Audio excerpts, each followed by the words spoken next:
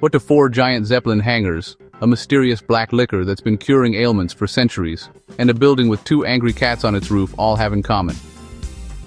They are just a few of the bizarre and brilliant secrets of Riga, the authentic, affordable, and uncrowded Baltic gem we're exploring in today's video. Here's the thing about Riga.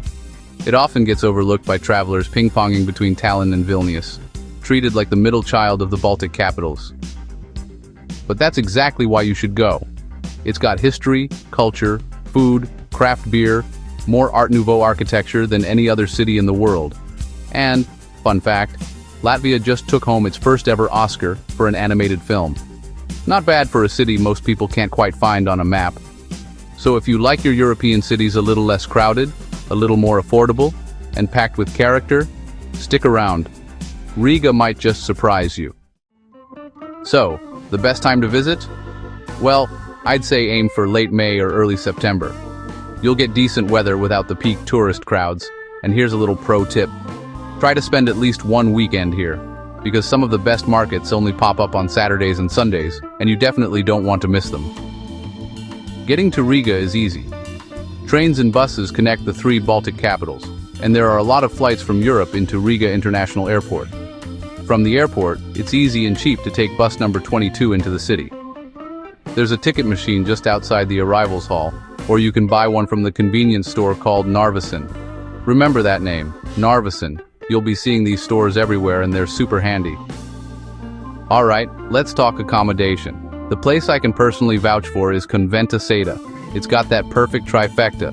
Great location right in the heart of Old Town, reasonable prices, and a really charming historic character. The only catch? Some rooms can get a bit noisy on weekend nights because, well, you're literally in the middle of Old Town, where people like to party until the wee hours of the morning. If you're looking for other options, the Grand Poet Hotel offers boutique luxury with a literary theme, while Nyberg's Hotel combines contemporary design with historic charm in a beautifully restored building. Next up, getting around. Here's something important.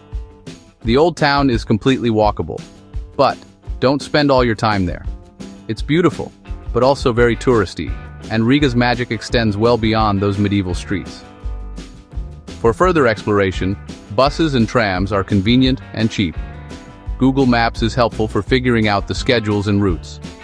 A 24-hour pass for public transit is only €5 and available at, you guessed it, Narvesen convenience stores. Another option is the rideshare app called Bolt. Not as cheap as the bus, but the price is reasonable and the cars are ubiquitous. Now, things to do. First, take a free walking tour. I know it sounds like generic travel advice, but hear me out.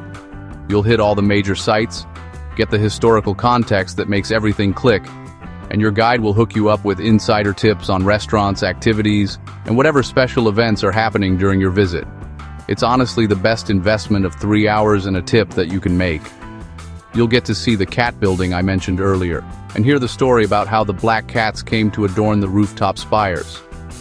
Is it true or just a cool urban legend? Who knows? You can decide for yourself when you get to Riga. Your guide can also point you to the best place to try black balsam, that herb and alcohol-infused cure-all that people in the Baltic swear by.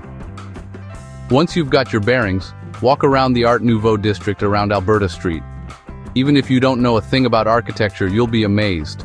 The buildings are absolutely unbelievable.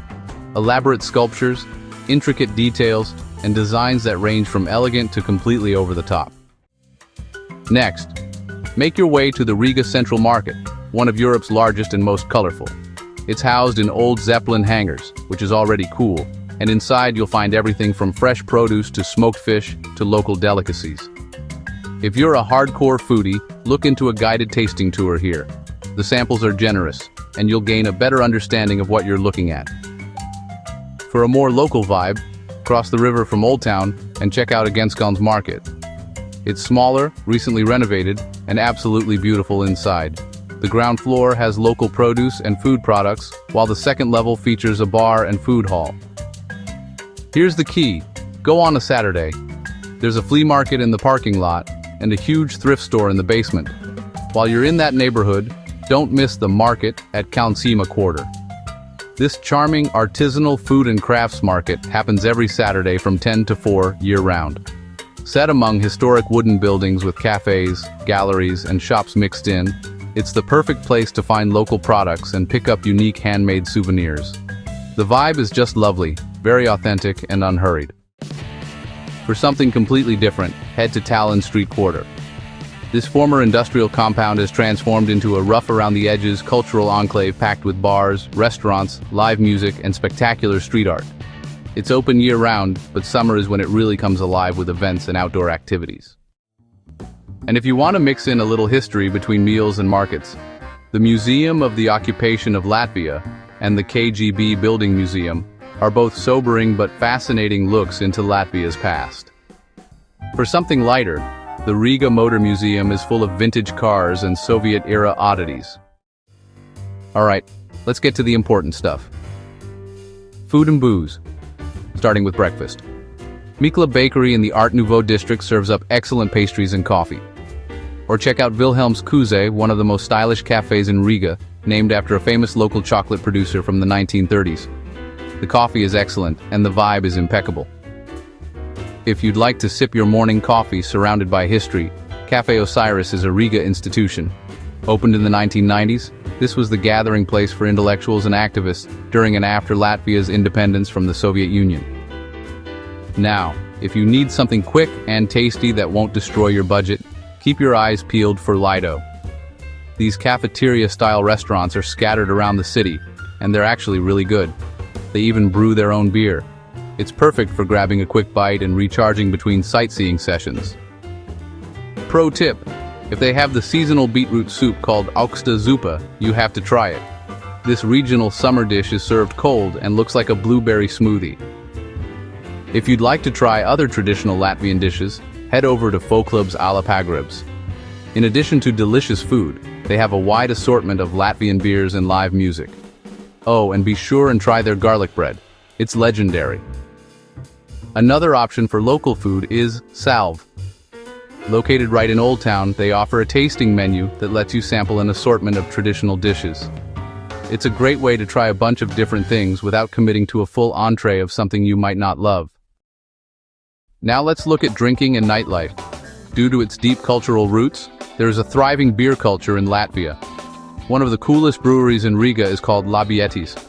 Since 2013, they have been brewing beer using local ingredients like berries and fruits, medicinal plants, honey, and locally grown grains. Another great brewery is Nurmi. Located in an old industrial part of the city that's going through a revival, it's a nice place to hang out and sample some craft beers. Riga has plenty of cocktail bars as well. Check out No Saints, if you can find it, that is. It's an underground speakeasy in front of the Italian embassy with live music and artisan cocktails. Gimlet Nordic Cocktail Bar is another gem. They make delicious drinks using fresh local ingredients. The mixologists are masters of their craft and put their unique Nordic spin on classic cocktails. For a more down-to-earth local experience, head to Three Men in a Boat Pub. This lively sports bar is where Rigaans go to watch football and knock back a few pints. The crowd is friendly, the beer is cold, and there's usually a match on. This is a great place to mingle with locals who are happy to chat between plays. It's named after the classic Jerome K. Jerome novel, which feels very appropriate for a pub that doesn't take itself too seriously. Alright friends, that's a wrap on Riga. It's a city that mixes old-world charm, quirky modern culture, gorgeous architecture, excellent food and drink, and a strong sense of local pride. It might be the overlooked middle child of the Baltic capitals, but if you give Riga a chance, you'll see that there's plenty to discover here. Until next time, thanks for watching, and happy travel.